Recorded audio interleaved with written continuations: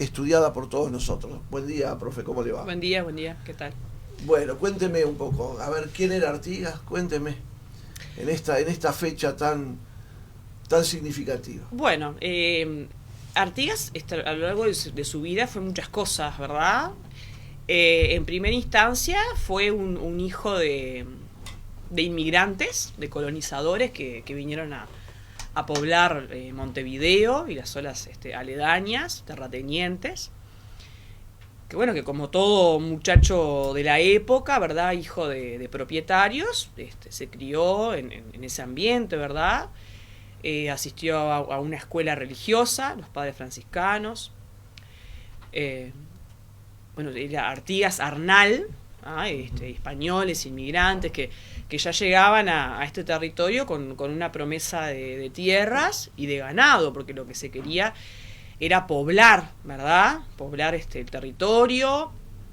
La ciudad de Montevideo se funda, es un proceso fundacional, ¿verdad? Entre 1724 y 1727 aproximadamente. Se funda la ciudad pensando en que debía contrarrestarse el avance portugués. Que tenía grandes intenciones en estas zonas, ¿no? Porque Portugal era un imperio en América. Se dice que era un imperio con los pies de barro, porque no se le dificultaba mucho la salida hacia el Atlántico, y bueno, y tenían grandes intenciones en esta zona.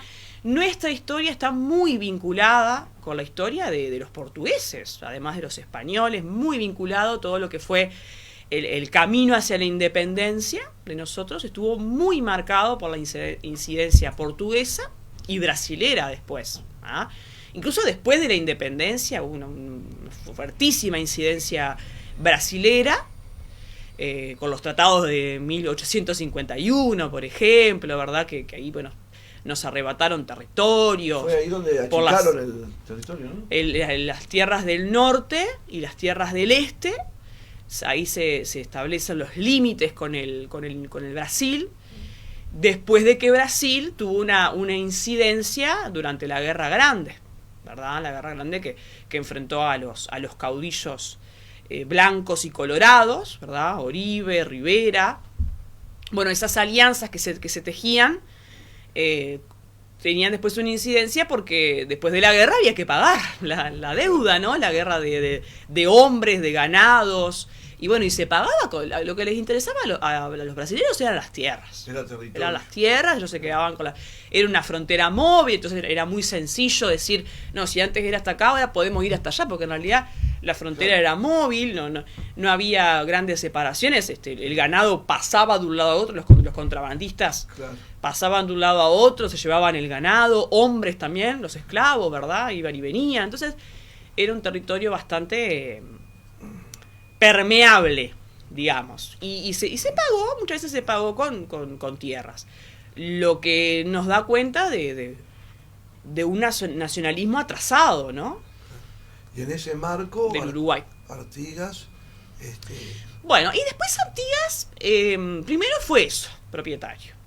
Yo te digo porque tú me preguntaste qué fue Artigas, porque por eso empezamos así la charla. Después fue un hombre suelto de la campaña. A los 16, 17 años, Artigas decide abandonar el lazo familiar, ¿sí? Él se va de la casa paterna y se interna en la campaña. ¿Por qué? No se sabe muy bien por qué. Por esos años, 1780 aproximadamente, fue que se dieron grandes revoluciones en América, en la zona del Perú, con el indio Gabriel Condorcanqui, ¿verdad? Tupac Amaru. Y bueno, y cuando él nació, todavía ese territorio pertenecía a lo que era el Virreinato del Perú, entonces no es extraño pensar que llegaran esas ideas revolucionarias, esas ideas de ataque al imperio español, ¿verdad? Y bueno, y hay algunos que sostienen que puede haber tenido una incidencia en la ida de Artigas a la campaña, vivir en la campaña con los hombres sueltos. Bueno, que ahí entra un poco la leyenda negra de Artigas, ¿no? Contrabandista y todo eso, ¿no? Contrabandista, salteador de ganado, bueno, anduvo con los indios, anduvo con los gauchos, con todo tipo, todo lo que fuera el mestizaje social de esa época. Eso le habría generado una fuerte penetración con todo el pueblo, con todos los mestizos, los indios, ¿no? Sí, Eso, sí, él era un gran conocedor de todo lo que era la campaña oriental, ¿verdad? De las actividades que se desarrollaban ahí. Era la época, como lo decía José Pedro Barrán en su libro, la sensibilidad bárbara, ¿no? De si era un hombre suelto, si era un salteador, si era un contrabandista, se cuereaba, ¿verdad? Se vendía, se mataba ganado ajeno, en una época en que tampoco había limitación de la propiedad de la tierra.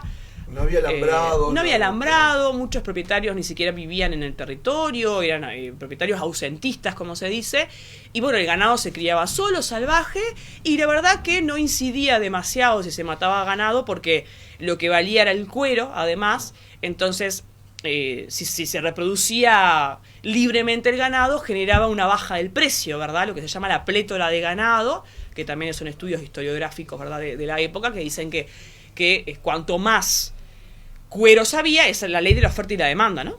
Claro.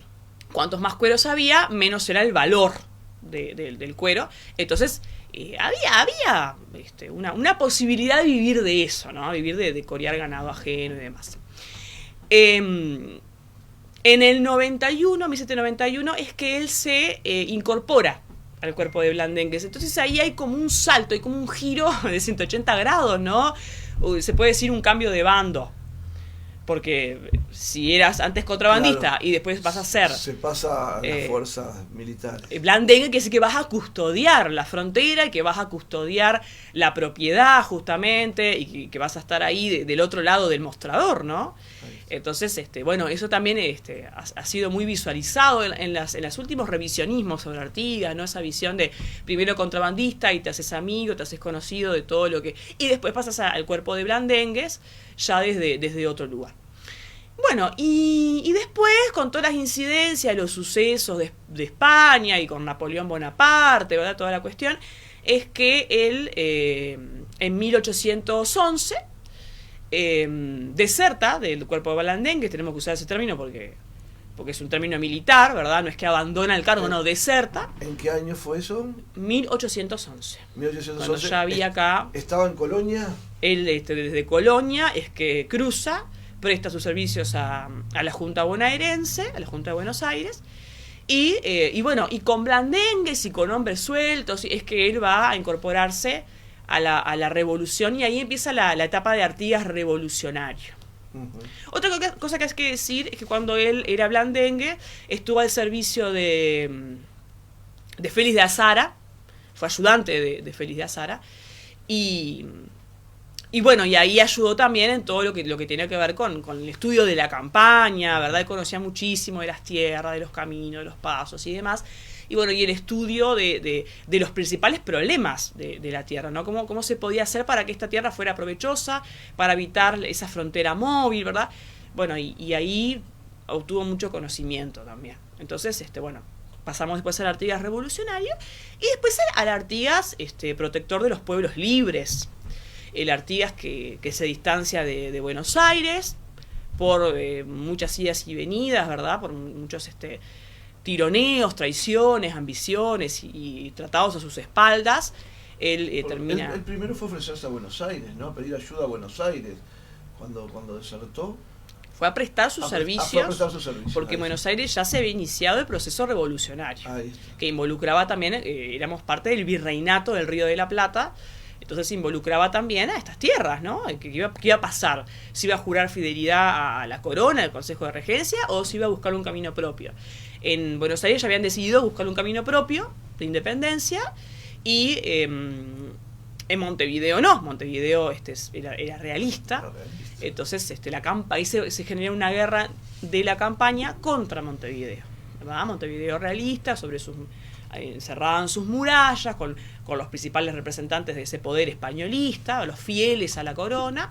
Y bueno, y Artigas en la campaña, alzando a los hombres que caudillos y demás, que no fue el que inició acá la revolución, fueron otros caudillos, conocemos la historia, Viera, Benavides, en Soriano y otros más que se fueron, el padre de la Valleja, bueno,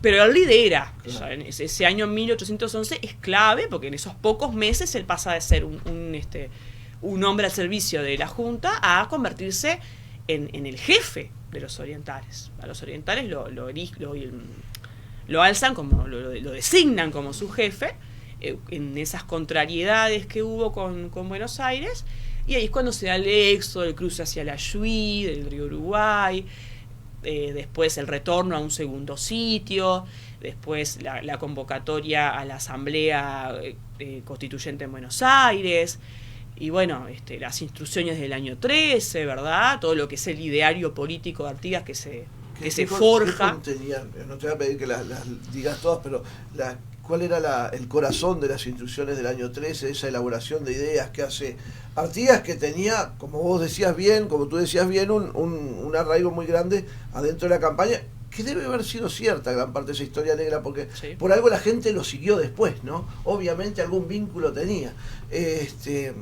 ¿Por dónde va Artigas entonces? Yo me referí a historia negra porque es como se la ha designado, ¿no? Claro, la parte oculta. En realidad no es una parte oculta, es una parte que no se estudió mucho. Pero en realidad tiene que ser algo así. Sí, sí, claro. Después la gente lo seguía. Él se identificó muchísimo a la gente de la campaña, ¿no? Con su forma bastante...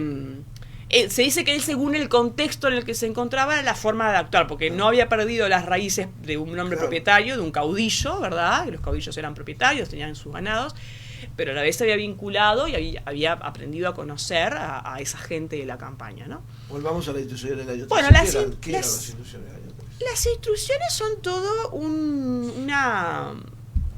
una máquina política, ¿sí? A él cuando le piden si se va a reconocer a la Asamblea constituida en Buenos Aires, le piden que se reconozca que envíe a los delegados.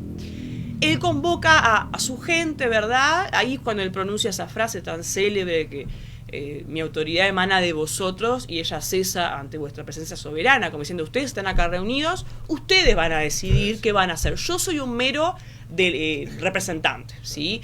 Ahí salta lo que tiene que ver con el republicanismo artiguista, ¿verdad? Con el principio de soberanía, que después va a estar contenido en las instrucciones del año 13. Él elabora todo un documento con el cual van los diputados a presentarse a la asamblea. Bueno, y ahí están el gran edificio estatal, ¿no? La idea de un Estado federal.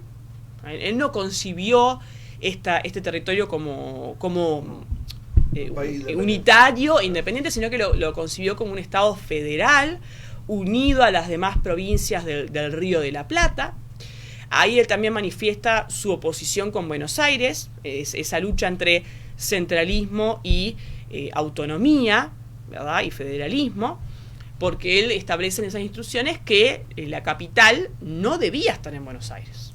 Claro. Y directamente dice, la capital no tiene que ser Buenos Aires, cosa que bueno, marcó una gran oposición, ¿no? Bueno, república, soberanía, obviamente que independencia, ¿no? Independencia de cualquier imperio que quisiera doblegar a estos pueblos. Autodeterminación, ¿no? Que cada pueblo eligiera cómo quería integrarse a los demás, desde qué lugar, sin pasar a ser, sin cambiar de rey, digamos, ¿no? O sea, cada uno decidiendo su destino. Sí. Bueno, todo lo que implica la conexión, todo previo al federalismo tenía que haber una etapa anterior, porque el Estado federal es una cosa que es difícil de organizar, ¿verdad? Una etapa de confederación que implicaba una alianza militar, ofensiva y defensiva. Bueno, separación de poderes. Se plantea, hay un artículo que generó mucha discusión, porque se plantea la libertad civil y religiosa.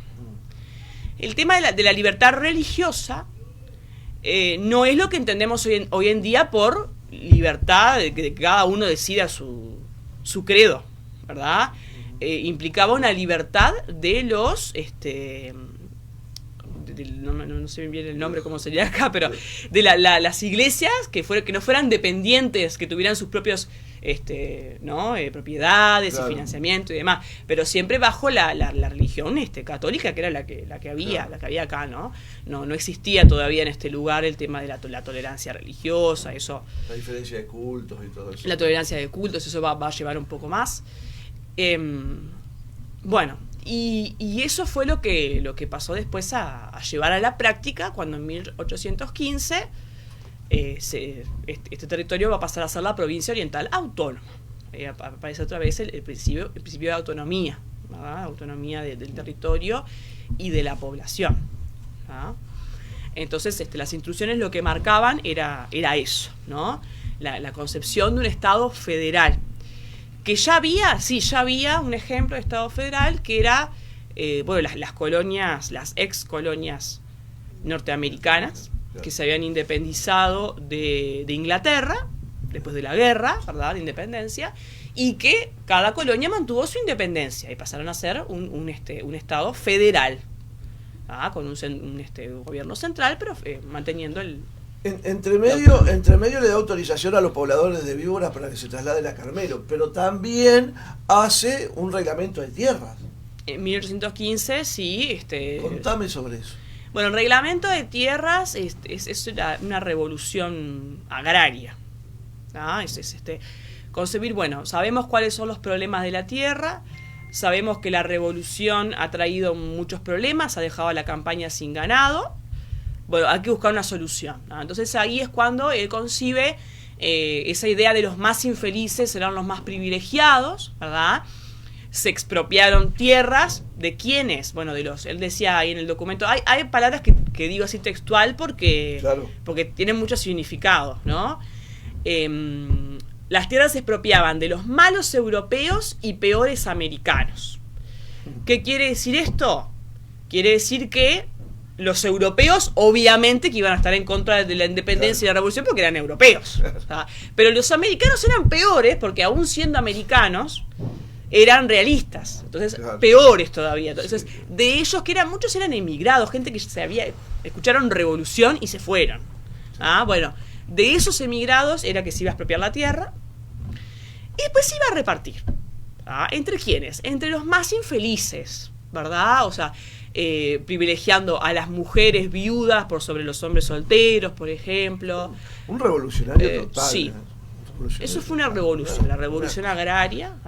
Privilegiar a las mujeres sobre las mujeres con hijos, viudas, se las tenía en cuenta primero por sobre los hombres solteros. 1815. Claro, porque había muchas mujeres que habían perdido a sus maridos, sí, claro, en la revolución, guerra, claro, en la guerra. Claro. Zambos, negros libres. Bueno, pero Artigas conocía a su gente, conocía a los bueyes con los que araba, digamos, y esos hombres libres, muchas veces el gaucho, o sea, no estaba acostumbrado a tenerlo. Claro, era un personaje bastante particular de estas tierras, ¿no? Era un hombre libre, justamente, nómade, que no tenía casa, que vivían, que se quedaba en los ranchos, que era muy asiduo a las pulperías, a la guitarra, el caballo como su único amigo fiel, ¿no? Y bueno, entonces había ciertas obligaciones, ¿sí? Establecerse en la tierra, y eso implicaba que en 3 meses era el límite, tenían que haber construido un rancho y 2 corrales. Si no se había construido ese rancho y dos corrales, se retiraba la tierra nuevamente. No, y le dio la Bartola, le dio con condiciones. Con condiciones. Claro, y no todos pudieron cumplir. Tenían medida, se pretendía crear una clase media rural, porque el problema era la gran propiedad. Había tierra, para que nos hagamos una idea, un departamento entero de los que tenemos hoy en día capaz que estaba en manos de una sola persona. Claro. De un solo propietario. Entonces, era 1 legua y media de frente por 2, unas 10.000 cuadras más o menos, por 2 de fondo. Bien. Entonces era un territorio considerable, que daba para producir, era la mediana propiedad. Y bueno, no podían matar, por ejemplo, se llevaba con ganado, no podían matar las hembras, no se podían vender ni matar las hembras de procreo, o sea, eso pretendía fomentar el ganado. Claro. Y bueno, y los objetivos eran claros, o sea, a nivel político, premiar a los que habían dado mucho por la revolución, castigar a los que no habían dado nada, a los que se habían ido, los traidores, ¿verdad? A nivel social, combatir el gauchaje, ¿no? Generar hombres asentados, con familias, productores, crear una clase media rural. Y a nivel económico, generar producción, fomentar la producción, porque los años de guerra que se venían sucediendo y que van a seguir, lamentablemente, porque eso no termina acá, ¿verdad? Además, el reglamento de tierra se cumple ahí, se empieza a cumplir y después queda trunco. Los que habían, tenían que ir a reglamentar la tierra, tenían que ir a sacar el título, eso es una cosa que se pidió, y los que pudieron sacar título a tiempo tuvieron más suerte que los que no se interesaron demasiado por el título, claro. y las tierras fueron perdidas después. Fundación de pueblos también fue otro de los objetivos. Ahí es cuando se funda el pueblo de Carmelo, ¿verdad? Del Carmelo. Porque una cosa era poblar el territorio, había estancias que tenían un montón de tierra. Acá el otro día el Juan Francisco Bacigalupe fue invitado a una clase y nos llevó los mapas de esta zona, las estancias que había, y la estancia de Narbona, la estancia de Albín y la estancia de la Calera, de las huérfanas. Esas eran las estancias que había, que eran enormes, y generar, y que la gente se resistía a ceder sus tierras. Claro. La gente se resistía, esos propietarios se resistían a que hubiera poblaciones. Esto es mío y no lo querían. Claro, entonces, por eso a través de esos mandatos, que eran decretos firmados, es que se creaban esos pueblos, se fomentaba la población, ¿verdad? Que era lo que hacía falta para la población. Si ahora en la campaña hay poca densidad de población, o sea, la campaña, los departamentos del interior, imagínense en esa época, ¿no? Si será revolucionario el hecho en sí de haber trasladado un pueblo al medio de una estancia, en un lugar privilegiado de una estancia como era la estancia Albín, ¿no? Albín, claro que aparte demoró unos años, en el 16 es que se firmó el decreto, pero recién en el 19 es que se establecen en esta zona, ¿no? O sea, demoraron 3 años que uno dice 3 años es poco tiempo, pero a la vez, ¿no? Es tiempo, o sea, había una cuestión de tire y afloje ahí. Y Artigas fue un gran, si me preguntas qué fue Artigas, fue un gran estadista. ¿Qué fue Artigas? Fue un gran estadista. Bien. Fue un republicano.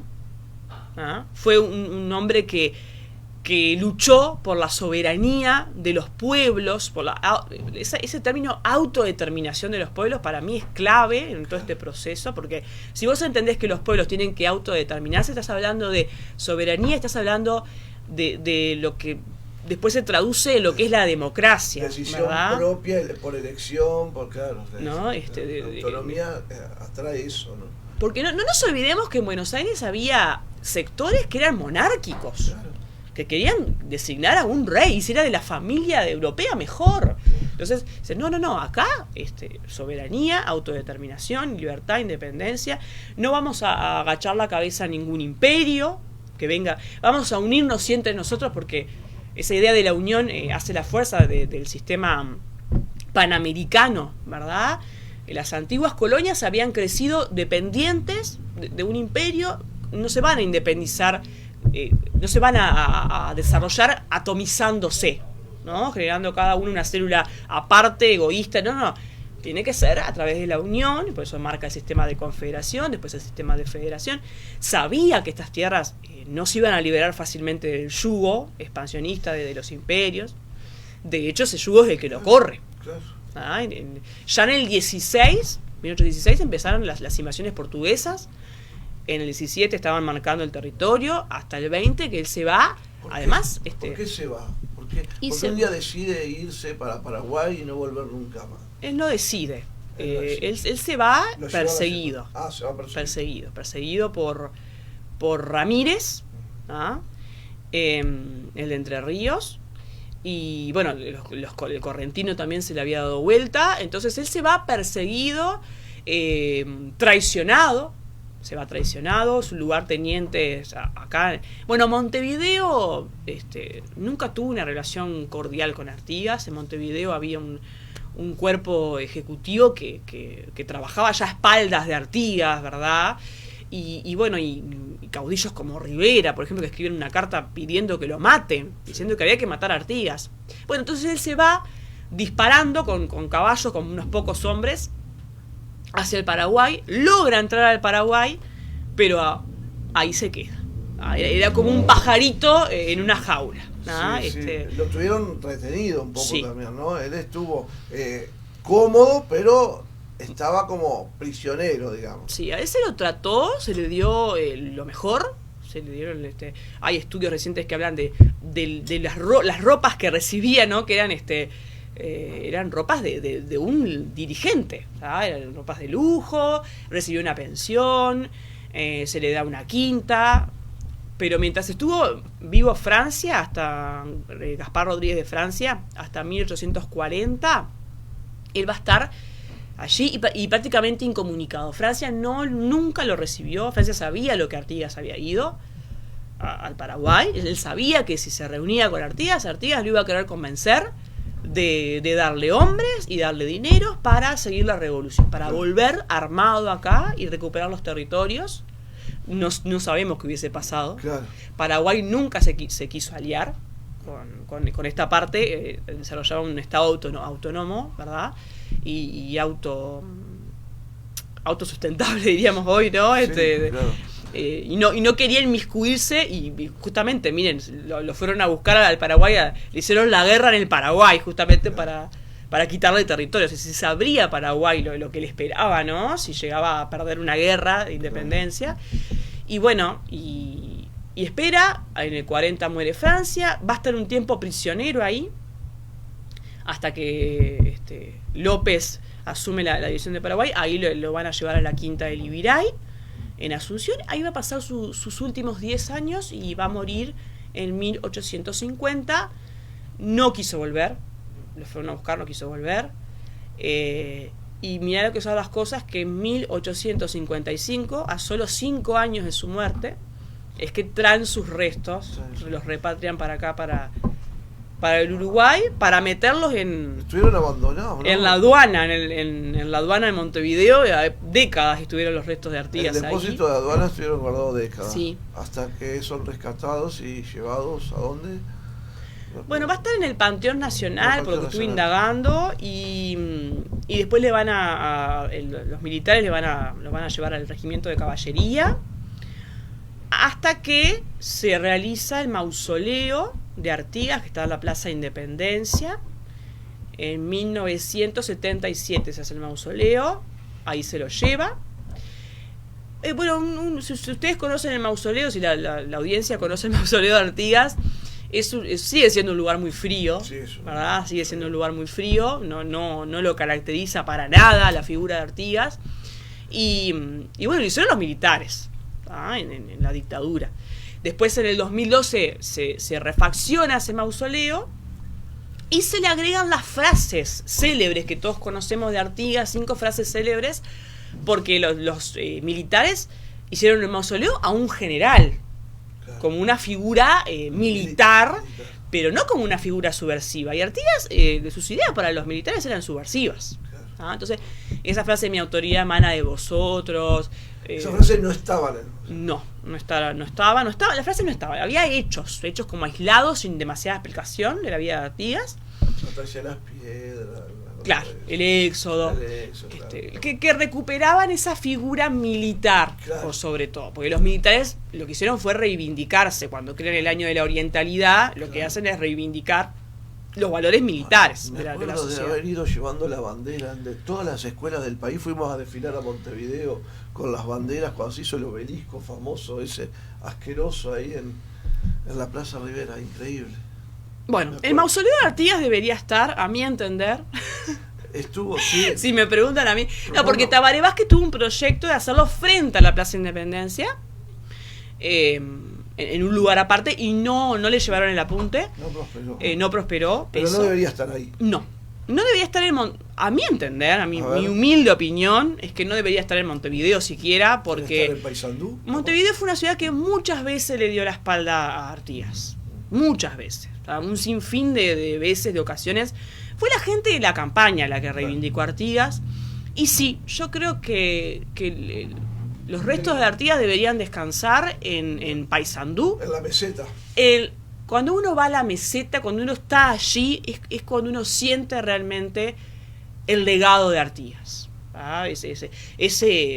Ese busto que se alza, que se ve desde lejos, ¿verdad? Que uno está parado y lo mira y siente esa majestuosidad, esa grandiosidad. Vos en tus palabras hoy, en el acto en el polideportivo hablabas de cómo está ubicado Artigas allá arriba, ¿no? Frente, mirando hacia la otra orilla. Sí, con una mirada magnánima y perpetua, ¿verdad? Una mirada que no se aparta de esa unión. Bueno, está mirando a la Liga Federal. Está mirando, ¿no?, a las provincias, claro, de la Liga Federal, claro. Sí, del río Uruguay, claro, que era el río que marcaba esa conexión, no el río de la Plata, que marca la conexión con los europeos. Esa es otra cuestión, ¿no? El río de la Plata nos lleva a Europa. ¿Ah? El río Uruguay, ¿a dónde nos lleva? A las provincias del litoral. Y esa era la unión que pretendía Artigas. Además de las misiones, también el Paraguay, porque en su proyecto inicial estuvo el Paraguay, sí, pero también en ese intercambio nunca estuvo la carta de vuelta del Paraguay que dijera sí, vamos. Por eso que el Paraguay quedó afuera. En un momento también salió de Río Grande, del sur, ¿no? Que es un territorio que es muy similar al nuestro, con grandes propiedades, con ganado, explotación ganadera. Y bueno, y allí, a mi entender, está la presencia, se siente la presencia de Artigas en ese lugar, ¿ah? en lo que es... ¿Qué dicen los alumnos? La parte de Artigas me parece que les interesa, ¿no? Es muy interesante la parte de Artigas como hombre, más allá de lo que es el molde, la foto que veíamos recién que ponía Emiliano, algunas imágenes, de esa imagen de Artigas que todavía no sabemos muy bien cómo era, porque en realidad son reconstrucciones. ¿Qué dicen los alumnos? ¿Les gusta esa parte? Sí. La parte de Artigas, yo creo que ellos no llegan a indagar mucho de la vida y obra de Artigas hasta que uno lo trabaja en el liceo, ¿no? Yo lo veo en el liceo con mis estudiantes, y es la deconstrucción de Artigas, porque hay muchas cosas que están en la cabeza de la población que no coincide mucho. Hay que explicar muy bien todo el tema del federalismo. Hay muchas generaciones formadas en la educación de la dictadura que tenemos el molde del Artigas militar, del Artigas en el bronce, y que tuvimos que después reaprender todo lo que fue la vida de Artigas como contrapoder a lo que había, ¿no? Que es la parte más interesante capaz de Artigas, más allá de esa figura que vemos que nos enseñaban con Artigas parado en la puerta de la Ciudadela, ¿no? Justamente en un lugar que Artigas no quería mucho. Bueno, esa pintura de Blanes, que las historiadoras del arte me matan si me escuchan, porque reivindica mucho la construcción que hace Blanes de Artigas, pero la puerta de la Ciudadela justamente no era el lugar de Artigas. Claro. Lo que yo afirmé recién, que me baso en lo que yo he podido indagar, estudiar, reconstruir de la imagen de Artigas. Sí se entendía la importancia de Montevideo, claro está, porque ahí estaba la urbe, ahí estaba la clase comerciante, ¿no? Que impulsaba, era la parte modernizada, pero el contacto de Artigas estuvo con la campaña y él llevó el centro allá, al litoral. No lo dejó en Montevideo, al centro. De hecho, en Montevideo prácticamente no estuvo, dejó gente ahí, él se fue a hacer la Liga Federal. En la época en que él pudo haberse instalado en Montevideo, no lo hizo, tampoco. ¿Algún mensaje que quiera dejar, profe?